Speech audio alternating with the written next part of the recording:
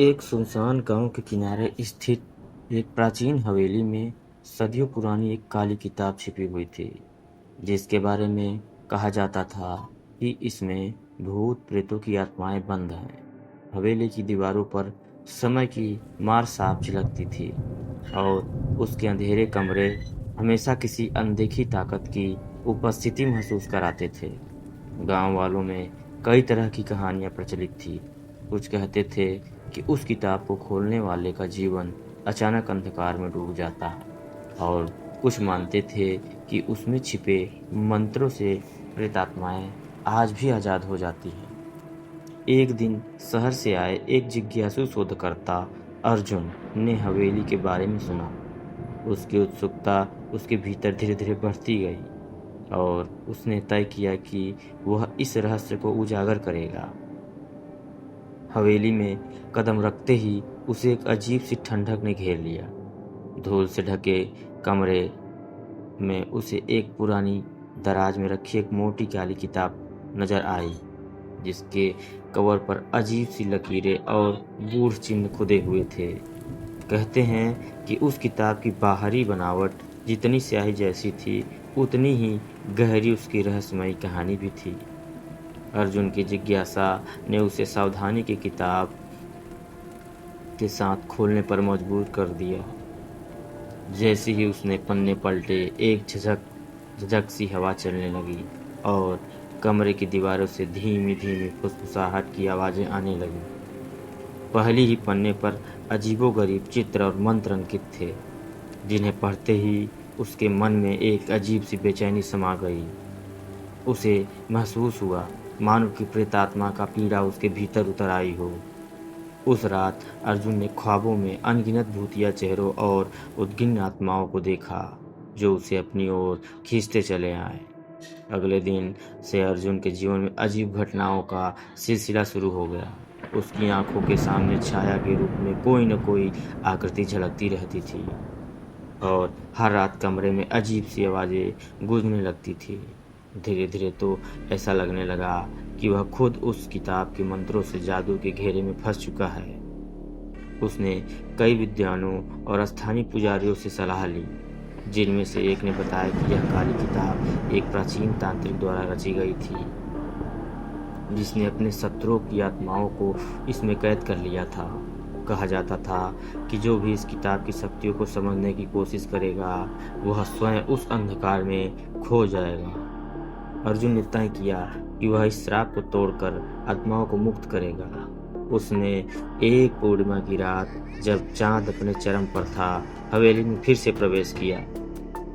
एकांत में गहरे अंधेरे और तेज हवाओं के बीच उसने पन्नों में लिखे मंत्रों का उच्चारण शुरू किया।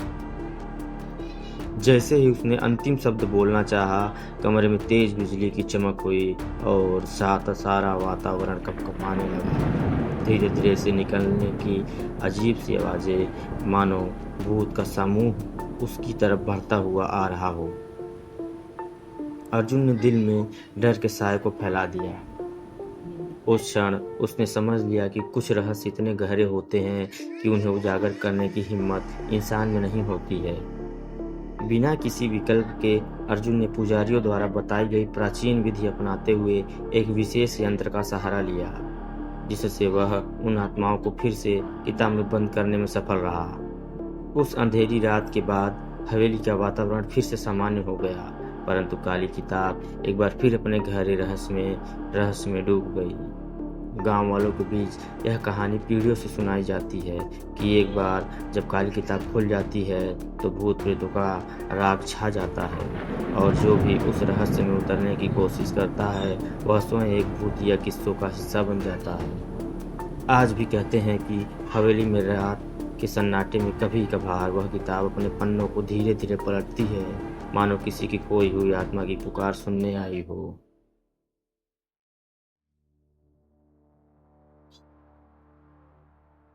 कई वर्षों के बीतने के बाद गांव में फिर से एक अजीब सी हलचल मच गई थी।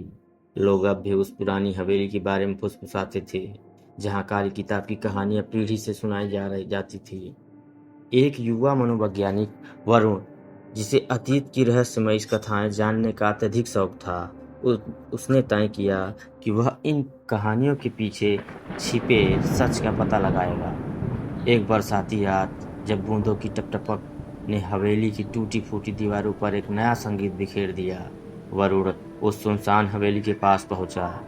हवेली का प्रवेश द्वार खुले दरवाजों की तरह उसे आमंत्रित कर रहा था, पर अंदर कदम रखते ही एक अजीब सी ठंडक ने उसे घेर लिया। हवेली के अंधकार में हर कंकड़ पर जैसे ही अतीत की यादें जिंदा हो उठी हों। धीरे धीरे वरुण एक पुराने दराज तक पहुंचा, जहां उसने देखा कि काली किताब फिर से वहीं मौजूद थी, जैसे किसी ने उसे समय के सन्नाटे से छुपा रखा हो। उसकी जिज्ञासा और थोड़ी सी घबराहट के बीच उसने एक किताब को ध्यान से खोला। जैसे ही पन्ने खुलने लगे, एक धीमी फुसफुसाहट की आवाज ने हवेली के हर कोने में गूंजन भर दी, मानो कई आत्माएं अपने दुख का बयान कर रही हो। वरुण ने किताब के पन्नों पर लिखे गूढ़ मंत्रों को पढ़ना शुरू किया। हर शब्द के साथ उसे एक ऐसा महसूस हुआ कि वह उन बंद आत्माओं की पीड़ा और आकांक्षा में खो रहा है, जैसे ही जिन्हें सालों पहले इस किताब में कैद कर लिया गया था। अचानक हवेली की दीवारों से एक तेज हवा का झोंका आया और वरुण अपने पांव पर ठोकर खाकर गिर गया। जैसे ही वह उठने की कोशिश करने लगा, उसने देखा कि उसके चारों ओर हल्की हल्की छाया मंडरा रही थी। वे आत्माएं थीं जो अब इस किताब से जुड़ी हुई थी। उस क्षण वरुण को याद आया कि गांव के बुजुर्गों ने चेतावनी दी थी कि इस किताब को खोलने का दंड अत्यंत भयावह होता है।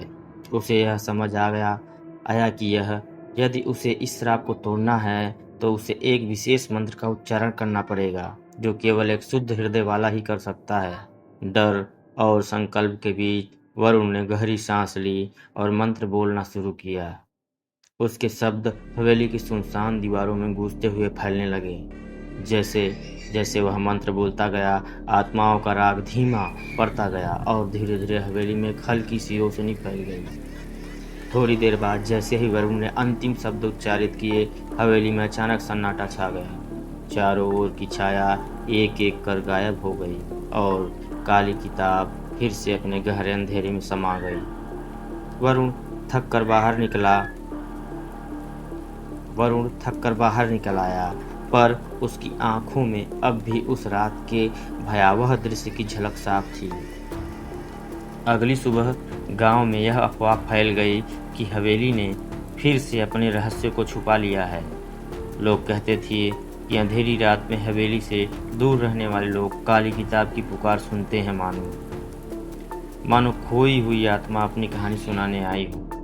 वरुण का अनुभव एक नई चेतावनी बन गया था कि कुछ रहस्य इतने गहरे होते हैं जिन्हें उजागर करने की हिम्मत इंसान में नहीं होती है। इस तरह काली किताब की कहानी सदियों से चली आ रही है, एक भयानक अध्याय के रूप में जो आने वाले कल के लिए एक हमेशा की तरह चेतावनी बनकर रह गई। कुछ दिनों बाद वरुण की जिंदगी फिर से अजीब घटनाओं का साक्षी बनने लगी। रातों में उसे खौफनाक सपने आने लगे, जहां काली किताब के पन्नों से निकले अंधेरे साए उसकी नींद उड़ा देते थे। दिन के उजाले में भी उसे चारों ओर कुछ अनदेखा सा महसूस होने लगा। हवेली के पास के जंगल में अजीब रोशनी झलकती, सुनसान पगडंडों पर हल्की हल्की फुसफुसाहट गूंजती।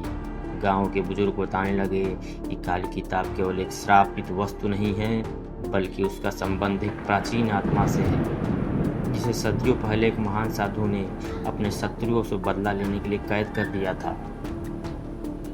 वरुण ने ठान लिया कि वह उस आत्मा की मुक्ति के लिए कुछ करना चाहेगा।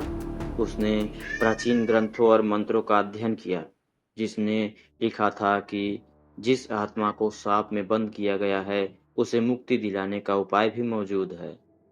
इस अनुष्ठान के अनुसार वरुण को काली किताब में लिखे मंत्रों का सही अर्थ समझकर उस आत्मा से संवाद स्थापित करना था, ताकि वह अपने दर्द और दुख को सुलझा सके। एक बार फिर चांदनी की रोशनी में जब हवेली का माहौल और भी रहस्यमय हो उठा, वरुण ने अकेले अनुष्ठान करने का निर्णय लिया। उसने ध्यान में बैठकर धीरे धीरे प्राचीन मंत्रों का उच्चारण शुरू किया। जैसे ही उसके शब्द हवेली की दीवारों में गूंजने लगे, काली किताब के पन्नों पर हल्की-हल्की रोशनी उभरने लगी। थोड़े ही समय में उसकी आंखों के सामने एक धुंधली आकृति प्रकट हुई, जिसकी आंखों में गहरा पीड़ा और उदासी साफ झलक रही थी। उस आत्मा ने बिना किसी शब्द के वरुण के मन में अपने अतीत के दर्द और बंधनों की कहानी सुना दी। उसने बताया कि उसे कभी एक महान साधु द्वारा श्रापित कर दिया गया था और अब उसकी आत्मा हमेशा के लिए कैद हो गई थी। वरुण ने उस पीड़ा को महसूस करते हुए प्रण किया कि वह उस आत्मा को मुक्ति दिलाने का पूरा प्रयास करेगा। उसने अपने पास रखे प्राचीन मंत्रों का उच्चारण तेजी से दोहराया। हवा में घुलते अंधेरे के साए धीरे-धीरे छटने लगे और उस आत्मा की काली परछाई हल्की रोशनी में विलीन हो गई। कुछ ही पलों में हवेली में फिर से सन्नाटा छा गया और काली किताब अपने अंधेरे रहस्यों में डूब गई। वरुण उस रात से कुछ बदल सा गया था। उसके मन में एक गहरी शांति बैठ गई। परंतु हवेली और काली किताब की कथाएं आज भी गांव में एक चेतावनी की तरह गूंजती हैं। लोग कहते हैं कि अगर कभी अंधेरे में उस किताब के पास जाना पड़े तो सावधानी एक ही एकमात्र साथी है। कुछ दिन बीतने के बाद वरुण को लगा कि उसके जीवन में कुछ और बदल रहा है। पहले तो अजीब सी शांति मिली थी। उसके स्थान पर अब एक अनचाहा बेचैनी और निरंतर अशांति के घर की दीवारों पर दस्तक दे रही थी।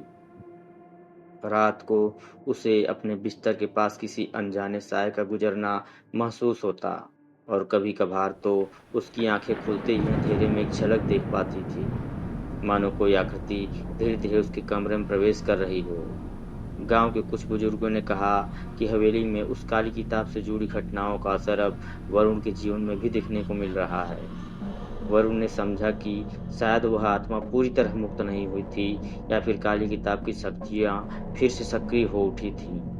उसने बार-बार अपने अध्ययन और प्राचीन ग्रंथों में यह खोजने की कोशिश की कि कैसे इन अनदेखी शक्तियों को नियंत्रण किया जा सकता है। एक रात जब आसमान पर चाँद की हल्की किरणें बिखरी हुई थी, वरुण ने अपने घर में के बाहर बैठकर ध्यान लगाया। उसने महसूस हुआ कि उसकी आत्मा में कहीं एक गहरी खलल सी उतर गई है, जैसे कोई प्राचीन दर्द उसे जकड़ चुका हो। उस रात उसके सपने और भी तेज हो उठे। उसे बार-बार एक अजीब सी स्वर सुनाई देता था, जो कहता, यह सब खत्म नहीं हुआ, आगे भी दर्द बाकी है।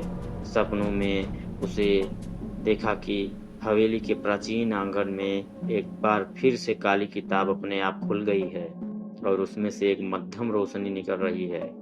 उस रोशनी में एक अनजान चेहरा अधूरा सा इतिहास बयां करता हुआ झलकता रहा। वरुण ने अपने सपना देखकर अपने अंदर गहरी चिंता का अनुभव किया। उसने तय किया कि अब वह किसी भी कीमत पर इस रहस्य का समाधान ढूंढेगा। अगली सुबह वह मंदिर के पुजारी के पास गया, जिसने पहले भी उसे चेतावनी दी थी। पुजारी ने गंभीर स्वर में कहा, जो आत्मा तुमने मुक्त की थी, वह पूरी तरह से शांति में नहीं है। शायद उसकी मुक्ति के लिए और कुछ बलिदान देने होंगे, या फिर काली किताब की ओर से कोई दूसरा संदेश आने वाला है। वरुण की आंखों में थकान और चिंता साफ झलक रही थी, पर उसने पुजारी की बातों को गंभीरता से लेते हुए आगे की प्रक्रिया के बारे में जानने की ठानी। गांव में चर्चा होने लगी कि हवेली के पास कुछ अजीब घटनाएं हो रही हैं। रात में लोग सुनसान रास्तों पर किसी अनजान आवाज की अधूरी पुकार को महसूस करते हैं। कुछ कहने लगे कि वरुण के घर के बाहर कभी-कभी एक धुंधली आकृति दिखाई देती है, जो धीरे-धीरे गायब हो जाती है। वरुण ने इन बातों को अनदेखा नहीं किया। उसने अपने पुराने दस्तावेजों और प्राचीन ग्रंथों के सहारे एक समाधान निकालने का प्रयास किया, जिससे वह उस आत्मा को संपूर्ण शांति प्रदान कर सके। एक बार फिर चांदनी रात में वरुण ने हवेली की ओर जाने का निर्णय किया। उस रात हवेली के पास पहुंचते ही उसे ऐसा लगा मानो हवा में हल्की-हल्की फुसफुसाहट हो रही हो। उसने फिर से काली किताब खोली और अब उसने उस पर गहराई से ध्यान दिया। पन्नों पर लिखे मंत्र उसकी आंखों के सामने एक एक करके उजागर हो रहे थे, जैसे कोई नया संदेश निकल रहा हो। अचानक किताब से एक झपकी सी रोशनी फैल गई और उसके सामने एक स्पष्ट आकृति प्रकट हुई। यह पूर्व की पीड़ा से परिपूर्ण हो, लेकिन अब कुछ शांति का आभास कराती हुई आत्मा थी। उस आत्मा ने बिना बोले वरुण की ओर इशारा किया, मानो कह रही हो, अब तुम सही मार्ग पर हो, अब अंतिम बलिदान बाकी है। वरुण के मन में एक भयावह निर्णय ने जन्म लिया। उसने अब एक आखिरी अनुष्ठान करना होगा, जिससे वह आत्मा उसे पूर्ण मुक्ति दे सके। उसने अपनी सारी शक्ति, अपने ज्ञान और अपने संकल्प को एकजुट किया और उस आत्मा के संवाद करने के लिए पुजारियों और विद्वानों द्वारा बताई गई प्राचीन विधि का अनुकरण किया। रात की गहराई में हवेली की ठंडी दीवारों के बीच वरुण ने उस आत्मा के दर्द और उसके अनकहे रहस्यों को समझने की कोशिश की। गहरी ध्यान की अवस्था में उसने मंत्रों का उच्चारण किया और धीरे धीरे उस आत्मा ने अपने दर्द के सारे बंधन खोल दिए। हवा में एक मध्यम हलचल हुई और मानो हवेली के हर कोने से शांति की किरणें फैलने लगी। उस क्षण वरुण को एहसास हुआ कि कभी-कभी अतीत के बंधन जितने भी गहरे हों, उन्हें समझने और स्वीकारने का साहस ही उन्हें तोड़ने का उपाय है। जब सब कुछ शांत हो गया, तो काली किताब एक बार फिर गहरे अंधकार में समा गई, मानो अपना रहस्य फिर से छुपा लिया हो। वरुण उस रात से थक कर बाहर निकल आया और उसकी आंखों में अब भी उस अंतिम पल की चमक जीवंत थी। गांव में चर्चा तेज हो गई कि हवेली के रहस्यों ने अब एक नया मोड़ ले लिया है। एक ऐसा मोड़ जिसमें मुक्ति की किरण भी मौजूद है, पर साथ ही अतीत की पीड़ा भी बनी रहती है। वरुण की इस यात्रा ने उसे यह सिखा दिया कि सच्ची मुक्ति तभी मिलती है जब हम अपने भीतर के डर और दर्द का सामना करते हैं, चाहे उसका मूल्य कुछ भी क्यों न हो।